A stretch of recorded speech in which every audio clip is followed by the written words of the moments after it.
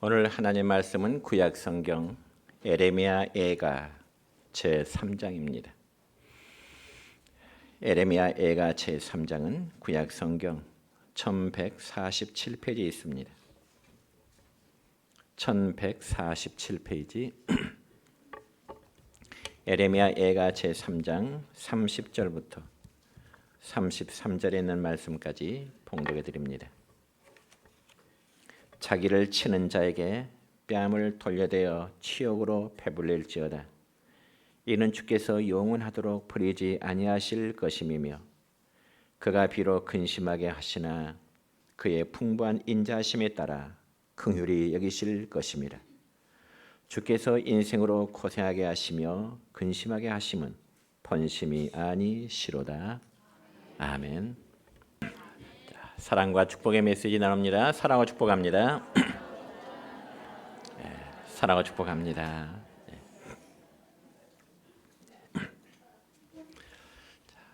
오늘은 구약 성경 예레미야 애가 3장 30절부터 33절까지는 말씀을 중심해서 고난으로 인한 유익이라는 제목으로 오늘 말씀을 선포하고자 합니다. 여러분, 우리가 이 세상을 살아가는 과정에 고난과 고통이 없다면 얼마나 우리가 사는 세상이 아름답겠습니까? 특히 우리 예수 믿는 성도들에게 아무런 어려움에 문제가 없이 살아간다면 참 더없이 좋은 일이겠죠. 그렇지만 아무리 믿음 좋고 하나님의 사랑받은 자녀일지라도 이 땅에 우리의 삶이 항상 달콤하고 수리 맞는 일만 생기는 것은 결코 아닙니다. 그래서 우리 주님도 요한복음 16장 33절의 말씀 보면은 사랑하는 제자들에게 이런 말씀의 교훈을 줍니다. 함께 읽습니다. 세상에서는 너희가 환난을 당하나 담대하라. 내가 세상을 이겼노라. 아멘. 세상에서는 너희가 환난을 당하나 담대하라. 내가 세상을 이기었노라고 말씀하십니다. 그러니까 이 말씀의 의미는 우리가 믿음 생활 잘하면 환난이나 고통이 전혀 없이 우리에게 그렇게 하신다 말씀하지 아니하시고 환난과 고통을 당해도 이길 수 있는 힘을 주시겠노라고 그렇게 약속하십니다. 여러분, 우리가 구약 성경 가운데 출애굽기의 말씀 보면 하나님께서는 이스라엘 백성들을 애굽 땅에서 출애굽시키기 위해서 그들이 애굽 땅을 벗어나기 전에 이제 이전에 해야 될 두 가지 중요한 일을 말씀하십니다. 첫째는 흠없는 어린 양을 잡아 그 피를 문림방과 문설주에 바르도록 하시는 말씀이었고, 그리고 두 번째는 그 양의 고기를 불에서 구워서 먹되 부드럽고 달콤한 고기만 먹지 말고 쓴 나물도 함께 먹으라고 그렇게 말씀하십니다. 그렇다면 여러분, 양의 부드러운 고기와 쓴 나물을 먹게 될 때 그 음식에 과연 조화가 잘 될까요? 결코 조화가 잘 되지 않을 것입니다. 그럼에도 하나님께서는 이스라엘 백성들이 출애굽을 하기 전에 양 고기와 함께 쓴 나물을 겸하여 먹도록 하심은 그들을 향하신 하나님의 분명한 뜻이 있기 때문에 그렇습니다. 여러분, 음식에는 반드시 양념이 들어가야 하듯이 인생살이에도 고난의 쓴나물도 함께 먹어야 한다는 교훈입니다. 예를 들어 여러분이 아침에 차를 몰고 어디 밖에를 나가려고 하는데 신호등에 계속 파란불만 켜져 있으면 어떨까요? 그런 걸 본 적이 없을 것입니다. 반대로 계속 빨간불만 켜져 있는 신호등을 여러분 보신 적이 있으신가요? 역시 그렇지 않을 것입니다. 물론 특별한 경우에는 그런 일이 있을지 몰라도 정상적인 교통체증에서는 이제 절대로 그렇지가 않습니다. 파란불 다음에는 황색불이 들어오고요. 그리고 황색불 다음에는 빨간불이 들어오게 되어 있습니다. 그러므로 빨간불이 켜지면 아무리 급한 차라 할지라도 일단 멈춰야 할 것이고요. 파란불이 켜지면 출발해야 되는 것입니다.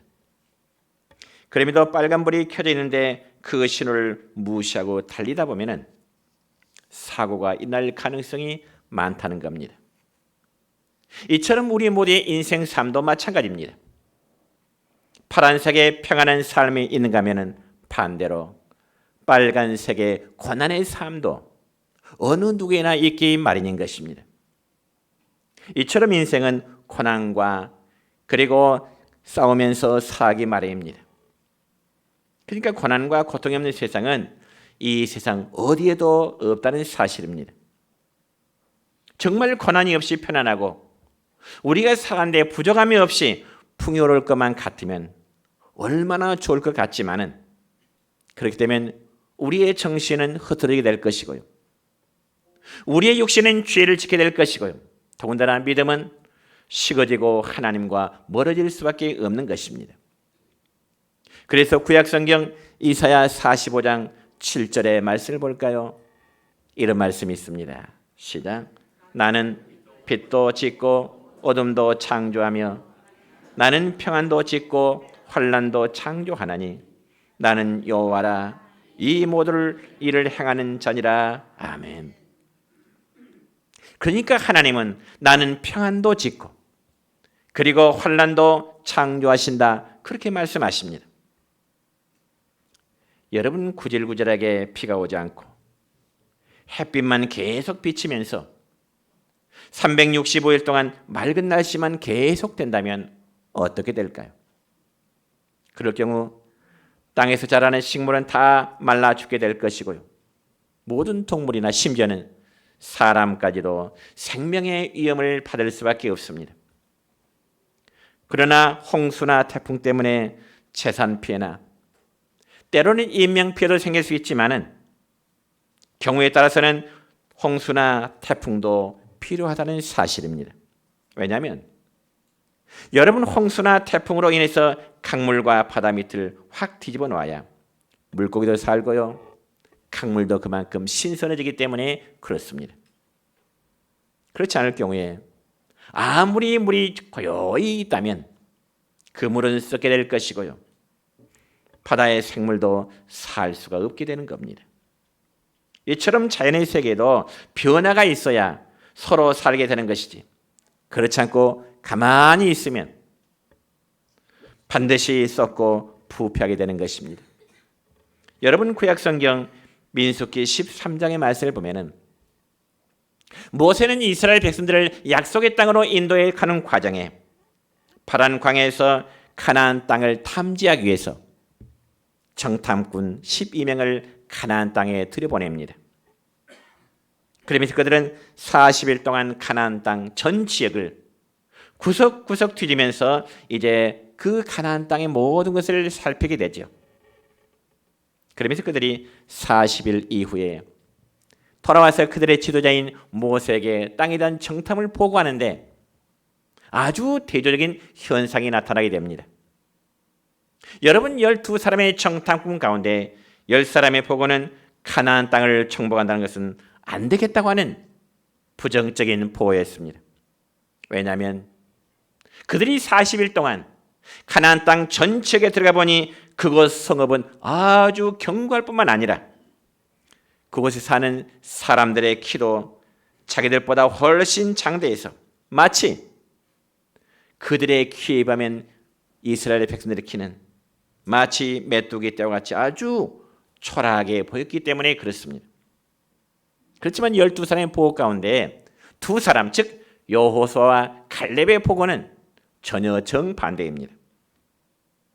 이 점에서 여러분 민수기 14장 9절의 말씀 보면 여호수아와 갈렙은 모세에게 이렇게 보고합니다. 시작. 그 땅 백성을 두려워하지 말라. 그들은 우리의 먹이라. 그들의 보호자는 그들에게서 떠났고 여호와는 우리와 함께 하시느니라. 그들을 두려워 말라. 아멘.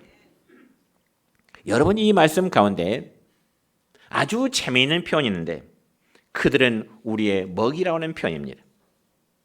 그들은 우리의 먹이라. 여러분 예를 들어서 우리가 어떤 일을 아주 쉽게 처리할 자신이 있을 경우에 쓰는 말은 그건 내 밥이야. 그건 내 밥이야.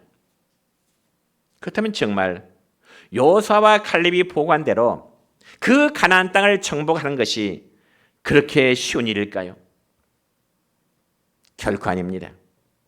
특별히 여러분, 가나안 후기 원주민들은요 상당히 싸움에 능한 자들이었습니다. 그런 반면에 이스라엘 백성들은 그들 스스로 싸움에 이길 수 있을 만한 능력이 전혀 없는 그런 사람들입니다. 그럼에도 불구하고 여호수아 칼렙이라는 사람이 가나안 땅을 탐지하고 온 후에 지도자인 모세에게 말하기를 그들은 우리의 먹입니다. 그들은 우리의 밥과도 같습니다. 왜 그랬을까요? 그 이유는 여호와는 우리와 함께 하시느니라. 그들을 두려 말라는 바로 믿음 때문인 것입니다. 이 얼마나 멋있는 고백입니까? 사랑하는 성도 여러분요, 믿음은 이처럼 앞에 놓여진 불가능과 그리고 고난의 환경이라도 문제가 되질 않습니다. 여러분, 이 점에서 구약성경 예레미야서 29장 11절의 말씀 볼까요? 이런 말씀이 있습니다. 시작. 여호와의 말씀이니라. 너희를 향한 나의 생각을 내가 아나니 평안이요 재앙이 아니니라. 너희에게 미래와 희망을 주는 것이니라. 아멘. 너희에게 미래와 희망을 주신 것이라. 그렇습니다. 하나님은 그의 백성된 성도들에게 때로는 고난과 감당할 수 없는 그런 재앙을 주시기도 하지만 반면에 평안과 소망을 주시는 분이심을 여러분 믿으시길 바랍니다. 그러면 과연 하나님은 우리에게 어떠한 형통과 어떤 고난을 주실까요? 첫째는 고난과 은혜와의 관계입니다. 여러분, 모든 고난은 하나님의 은혜와 복을 동반하게 되는 것입니다. 그럼 우리는 고난만 보고 낙심할 것이 아니라요, 그 속에 들어있는 은혜와 복을 바라보는 믿음의 눈을 가지시기를 축원합니다. 여러분, 신약 성경 가운데 고린도서 12장의 말씀 보면은 믿음의 사도 바울은 복음을 전하면서 전도하면서 많은 병자들을 고쳤습니다. 많은 능력을 행했습니다.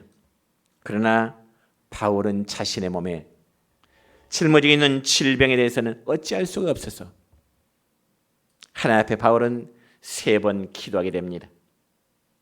여러분, 바울 사도가 하나님 앞에 어떻게 기도했을 것 같습니까?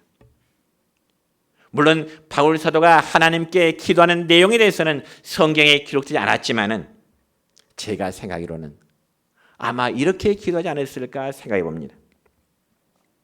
하나님, 저의 질병을 고쳐주세요. 그래야 계속해서 주님의 복음을 전할 거 아니겠습니까?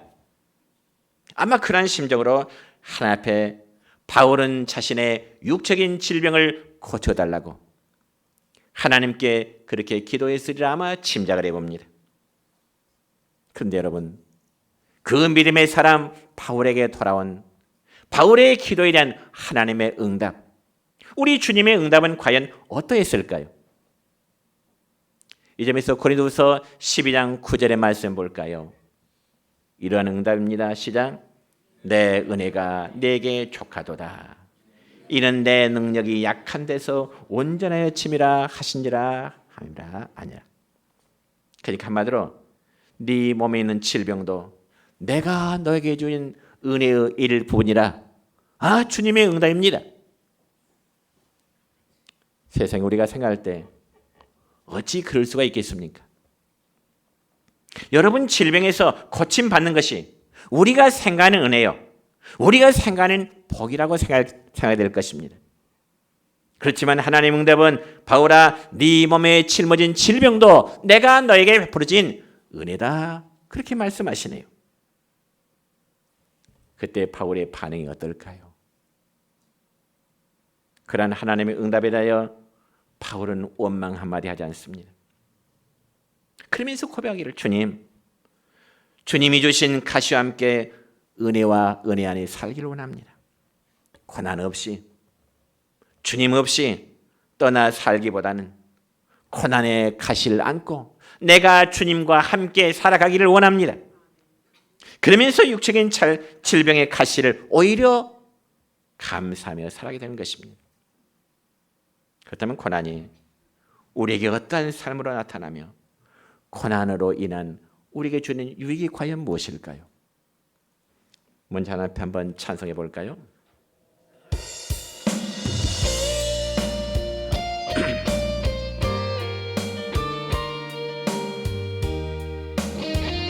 가사를 잘 생각하면서 부릅시다.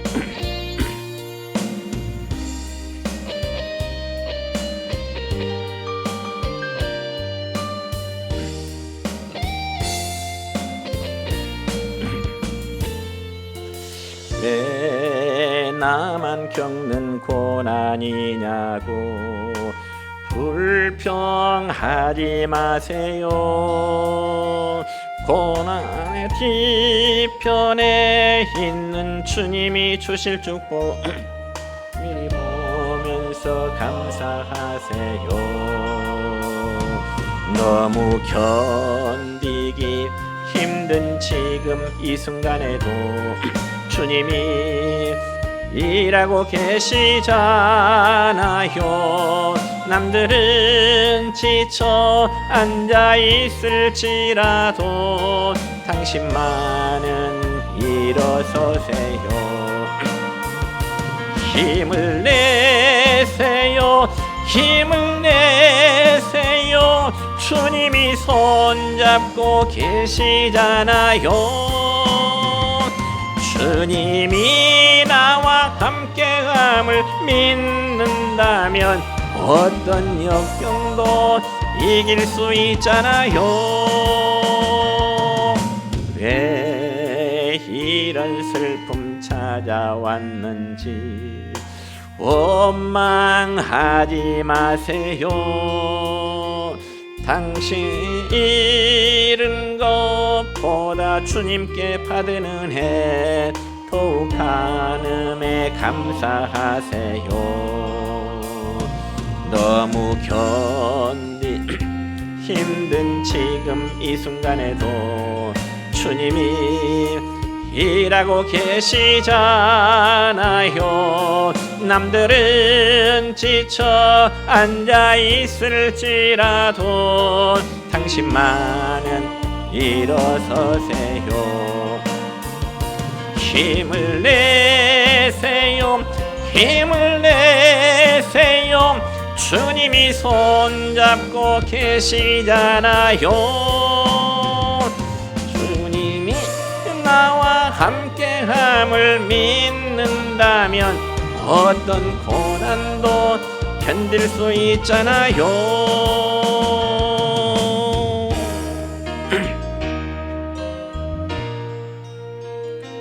여러분, 우리에게만 고난의 유익은 첫째는 실패할 때 오히려 하나님 더 큰 우리에게 은혜를 주시는 분이십니다.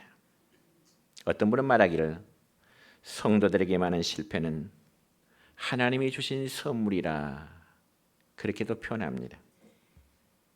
그렇지만 흔히 사람들이 생각하는 은혜의 개념은 모든 것이 잘 되어야 그것이 하나님의 축복이고 그것이 하나님의 은혜로만 생각이 쉽습니다. 예를 들어 사업하는 분의 사업이 성공해야만 하나님의 은혜와 복으로만 생각을 하게 된다는 거죠. 그리고 시험을 준비한 학생이 합격해야만 은혜와 복으로만 생각하게 됩니다.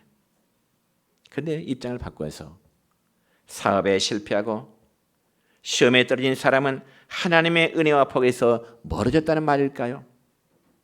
결코 그렇지 않습니다. 물론 당사자들의 입장에서는 힘들고 괴로운 건 너무나 분명한 사실입니다. 그러나 하나님은 우리들이 삶의 실패를 통해서 더 큰 은혜의 주심을 믿으시길 바랍니다. 여러분, 미국에서 가장 위대한 대통령으로 존경받는 사람이라면 당연히 에이브러임 링컨이라는 사람일 것입니다. 여러분, 아브라함 링컨의 일대기를 보면 그는 초등학교도 제대로 졸업을 못했죠. 지독하게 가난했죠. 장성에서도 많은 실패를 경험했던 사람입니다. 그래서 사업에 실패하여 파산했고요. 주 의원의 정치에 들어놓기 위해서 주 의원에 출마했지만 이제 낙선했고, 때로는 국회의원에 출마했다 낙선했고, 그렇지만 결국 미국 16대 대통령으로서 지금까지 미국 역사상 가장 존경받는 그리고 위대한 대통령으로 그분의 이름이 알려지고 있습니다. 여러분, 이러한 사실을 볼 때 우리들의 삶에 있어서 때로는 실패와 낙선은 필요한 삶의 인생의 양념이 될 수 있고요, 또한 인격과 신앙에 좋은 영양소가 될 수 있음을 믿으시기 바랍니다. 두 번째, 우리는 고난을 통해서 우리의 영적인 영성이 발달하게 될 것입니다. 여러분, 사람의 본능이란 우리가 다른 사람으로부터 칭찬을 받고 높여주는 말을 듣게 될 때 가장 즐겁고 그리고 행복함을 느끼게 될 것입니다. 그러나 하나님은 우리 성도에게 항상 칭찬과 영광만의 자리에 있도록 하심이 아니고 때로는 쓰리뜬 비방과 때로는 회방을 받기도 하게 되는 것입니다. 왜냐하면 칭찬만 듣고 영광만 받으면 자신도 모르게 하나님 앞에 그리고 사람들 앞에 교만해지기 쉽기 때문에 그렇습니다. 그러므로 하나님이 기뻐하신 사람은 항상 마귀에게 미움을 받고 공격을 받게 되어 있습니다. 오늘 본 말씀 가운데 30절로 33절까지의 말씀을 읽습니다. 시작. 자기를 치는 자에게 뺨을 돌려대어 치욕으로 배부릴지어다. 이는 주께서 영원하도록 버리지 않으실 것이며 하심에 따라 긍휼히 여기실 것임이라. 주께서 인생으로 고생하게 하시며 근심하게 하심은 본심이 아니시로다. 아멘. 주께서, 하나님께서 인생으로 고생하게 하시며 근심하게 하심은 하나님의 본심이 아니시라, 그렇게 말씀하십니다. 그래서 우리 주님도 살한 제들에게 산 위에 오르셔서 산상봉헌을 전하시면서 마태복음 5장 11절과 12절까지의 말씀 보면 이런 말씀으로 교훈하십니다. 시작. 나로 말미암아 너희를 욕하고 박해하고 거짓으로 너희를 거슬러 모든 악한 말 할 때는 너희에게 복이 있나니 기뻐하고 즐거워라. 하늘에서 너희 상이 큼이라. 아멘. 나로 말미암아, 예수님 때문에, 믿음 때문에 주변 사람들이 욕하고 박해하고 거짓으로 우리를 악한 말 할 때에는 그것이 너희에게 복이 될 것이라. 즐거워해라. 기뻐해라. 여러분, 우리는 고난이라는 과정을 통해서 우리의 영적인 영성이 더욱 발달해짐을 믿으시길 바랍니다. 세 번째로, 고난을 통해서 우리는 겸손의 은혜도 받게 됩니다. 여러분, 우리에게 만사 형통으로 성공만 계속하게 되면 자연스럽게 우리는 교만해지겠지요. 그렇지만 고난과 고통을 받을 때 자신을 반성할 수 있는 기회가 되고 또 자기 자신을 낮출 수 있게 되는 것입니다. 그래서 신약성경 고린도서 12장 7절의 말씀 보면은 바울 사도는 이러한 고백을 우리에게 교훈합니다. 시작. 여러 계시를 받은 것이 지극히 크므로 너무 자만하지 않게 하시려고 내 육체의 가시 곧 사탄의 사자를 주셨으니 이는 나를 쳐서 너무 자만하지 않게 하려 하심이니라. 아멘. 그렇습니다. 하나님은 바울의 행위라도 스스로 높아지려고 하는 그 교만심을 차단하기 위해서 내가 너에게 육체의 가시 곧 육체의 질병을 주셨다고 말씀하십니다. 혹시 우리에게 고난의 환경을 맞았다면 하나님 앞에 우리 자신을 돌아보면서 더욱 나 자신은 겸손의 자세를 취할 수 있기를 바랍니다. 그의 두 번째로, 고난을 극복해 한 자세입니다. 여러분, 누구에게나 임할 수 있는 고난, 우리는 과연 어떻게 극복해야 될까? 그에 대한 첫째는 고난의 두려움부터 우리는 물리쳐야 할 것입니다. 여러분, 우리가 세상을 살다 보면 때로는 가슴이 덜컹하고 깜짝 놀라 충격받는 일들을 안 당할 수가 없습니다. 그때 우리는 어떻게 될까요? 성경을 믿읍시다. 두말 날 없이 눈을 들어 창조주 하나님을 바라보라. 눈을 들어 산을 보라. 너의 도움이 어디서 올꼬? 시편 121편 1절과 2절의 말씀입니다. 시작. 내가 산을 향하여 눈을 들리라. 나의 도움이 어디서 올까? 나의 도움은 천지르신 여호와에게서로다. 아멘. 나의 도움. 여러분의 도움은 천지를 창조하신 여호와 하나님께로 온다는 사실을 믿으시기 바랍니다.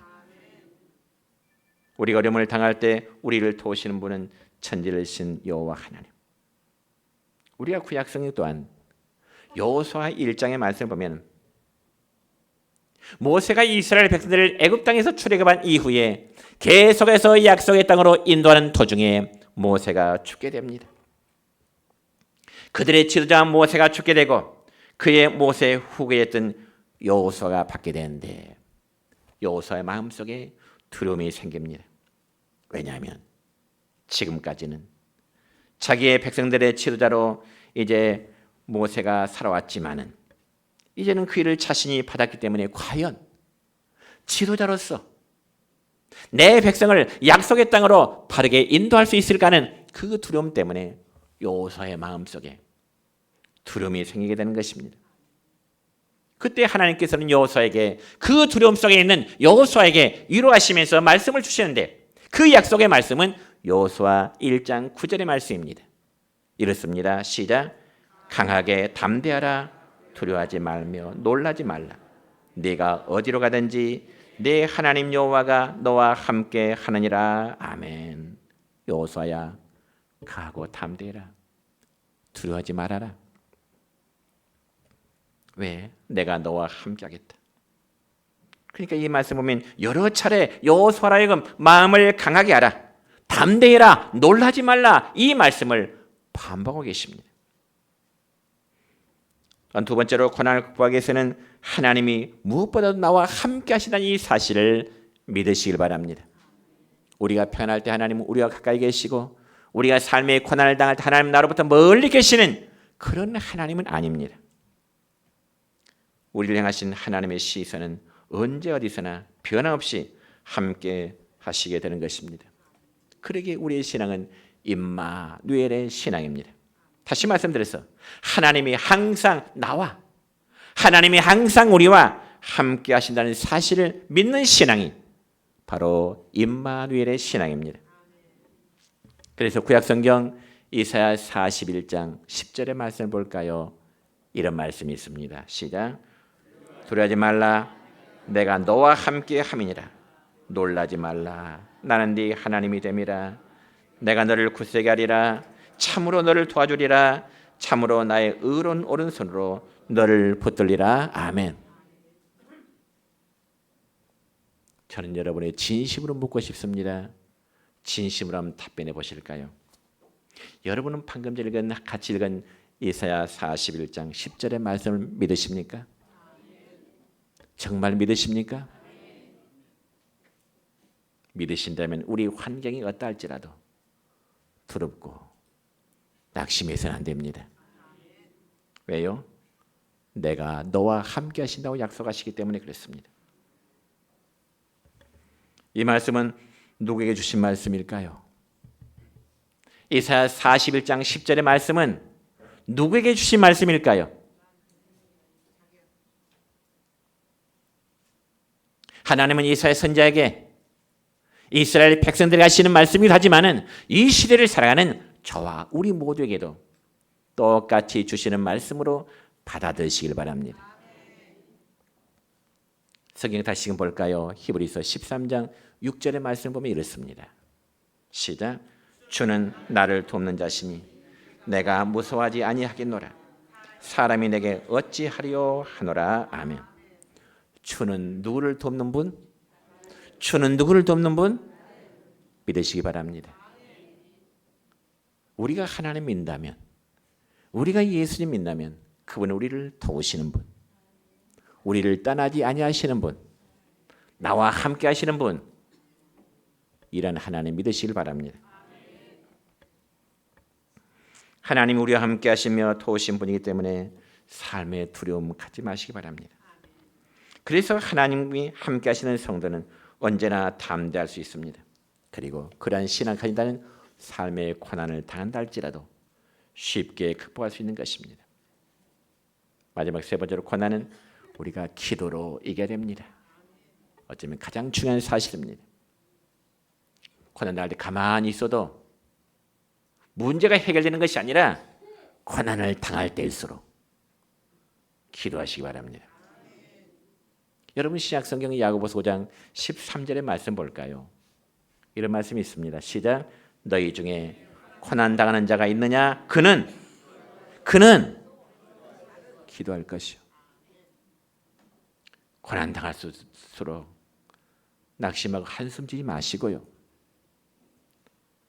성경이 하나님의 말씀을 믿는다면 너희 중에 고난 당하는 자가 있느냐? 그는 기도할 것이요. 성도들이 고난이 닥칠 때 마음의 무릎을 꿇고 기도하라는 것입니다. 왜냐하면 기도로 이기지 못할 시험이나 고난은 없기 때문에 그렇습니다. 마지막으로 시편 50편 15절의 말씀 볼까요? 이렇습니다. 시작. 환난 날에 나를 부르라. 내가 너를 건지리니 내가 나를 영화롭게 하리로다. 아멘.